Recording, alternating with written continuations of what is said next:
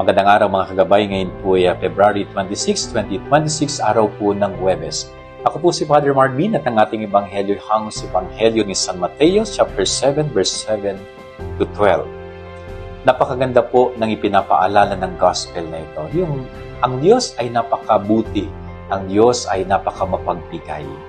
No, tayo daw ay manalangin at tayo bibigyan, tayo'y humanap at tayo'y kumatok at tayo'y pagbubuksan, tayo'y humanap at tayo'y makasusumpong.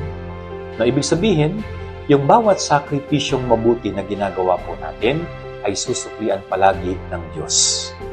Kaya kapag tayo ay nagdarasal, at the same time sinasamahan natin, sinasabayan natin ng pagsisikap, no, ng tiyaga, ng sipag, papalitan at papalitan ng Diyos yun. No? Susuklian at susuklian ng Diyos yun.